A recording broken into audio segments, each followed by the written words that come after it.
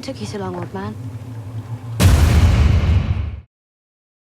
Hey YouTubers, it's Charlie. So this is going to be like a janky audio-only trailer breakdown. Things are starting to get a little weird at Comic-Con. It's going to be crazy this next weekend, but there's just like so many big things that they dropped during that Doctor Who panel, which I just posted in the trailer, which confirms a couple really big things that they kind of leaked earlier this year. Most notably, Maisie Williams and the premiere date. It's going to be September 19th, which is a little bit later than last year. Like last year it was August, but honestly, I think that it's better that they premiered in the fall. It just feels like not as many people watch television in the summer months. So the important stuff first. The first episode is called The Magician's Apprentice. We've known that for a while now. The second episode is The Witch's Familiar. It's like a two-part beginning. There's going to be a lot of two-parters this season, but not every episode is going to be a two-parter. It seemed like a lot of people didn't like that they did so many one-offs last season. I feel like them serializing it just like a little bit more gives them some interesting storytelling opportunities. It's just easier to tell a story when you have 2 hours than it is when you have one. Murray Gold is writing some new music. He said he wrote a song for one of the episodes, which makes you think of this guitar that Capaldi's holding. I don't think that those are connected. He said that in the episode that he did the song for, people are singing in the background. Who knows what the guitar's for, but everyone prepare your Mad Max jokes.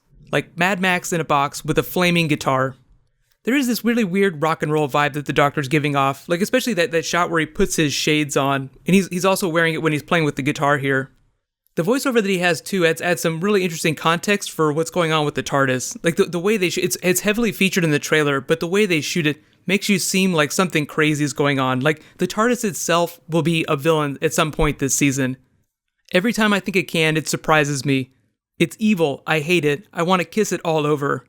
It might not have been clear, but I think he's talking about the TARDIS. As much affection as he has for all of his companions, including Clara, he loves the TARDIS most. The trailer juxtaposes that with a bunch of other concepts, most notably Missy. They talked a little bit about this at the panel, but Moffat said that you would not be able to figure out how Missy re-enters the Doctor's life. It's like a completely unexpected way. I don't really know what that's supposed to mean. I'm sure of like the tens of millions of fans, there's like somebody is going to guess exactly how Missy's going to come back. But her coming back is not the surprise. Moffat already said that the Master is an unkillable character, so of course Missy's going to be back. Michelle Gomez seemed like she was pretty surprised though. She's like, I was really happy to get the call. But Series 9 will push deeper into the dynamic between the Doctor and the Master, and how the Master becoming Missy has changed that.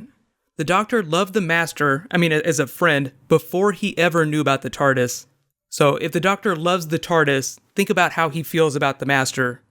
Capaldi said that it's one of those situations whereby you see someone enter a room and you're like, oh, this is so wonderful, but then you suddenly realize that all these terrible things are going to happen. Like, he'll feel happy to see Missy, but then what follows will give them the worst headache ever. He'll be like, okay, well, clearly something terrible is going to happen now that she's back. So think about the way the TARDIS, the Master, or Missy, or however you want to think about her, and the Doctor are connected with this speech that he has in the trailer. It's evil. I want to kiss it all over. There'll be a couple new characters this series, but the Zygons will be back, and it has something to do with Osgood. Osgood is back, but they didn't really explain whether it's classic Osgood or it's Zygon Osgood. That makes me think that there's like a Zygon that thinks it's Osgood, and that might be the logic that they use to bring her back. I was really happy to see some of these other planets. Like they always have really good CG of the planet shots, even though they don't spend a ton of money on Doctor Who. A lot of people have pointed out that this city here looks like a city on Skaro, a Dalek city from a 1963 episode. Even though Moffat does like a lot of new things, there's literally like nothing in Doctor Who that is not inspired by classic Who. Like even if it's like Maisie Williams, for instance, probably a new character that's inspired by someone from classic Who. But if anything, like this trailer just makes Series 9 look goddamn beautiful. That's where I feel like Doctor Who as a show blows people away. Like it's been going for so long, but they work so hard at making it look new every year that even if you're not totally happy with the direction the story goes, the visuals still blow your mind. Let's talk about Maisie Williams though. Capaldi said something really funny during the panel. They were asking like, what would your character want to go back and see? Like who do they want to see most? And Capaldi was like, he really wants to see his granddaughter again, which is Susan Foreman. So like that, I know you want to draw the connection in your mind, but I feel like he wasn't giving a spoiler away. So by transitive property, I think that Maisie Williams is not Susan. They do know each other, but it doesn't look like she's super happy to see him. So like I said, I think she's just someone inspired by classic Who, but she's still a new character. Like someone that they can bring back on the show, like if Maisie Williams ever wants to come back in the future. But let me know, just looking at the brief footage in this trailer, how do you feel going into Series 9 compared to Series 8? I feel like Series 8 had to do the job of introducing this brand new Doctor, so it was like only, half the people were going to hate it no matter what. I think they did an interesting job, but I think now that Capaldi has established himself, they can have a little bit more fun with the character. Really, the first year, any new Doctor is always fighting the old Doctor just because people are so used to them. So what's going to happen is I've recorded the Sherlock panel. Moffat was there. They did like a special recording. They even released a trailer for the Sherlock Christmas special, which is completely taking place in period. The way they explained it is that it's all the characters in the cast. Like, that isn't changing. They're just asking the question, what would Sherlock look like if it took place during the classic setting, the Conan Doyle setting? So I'll post the panel next. It should be up by early in the morning. Then after that, if I have time, I'll post like a Sherlock trailer video.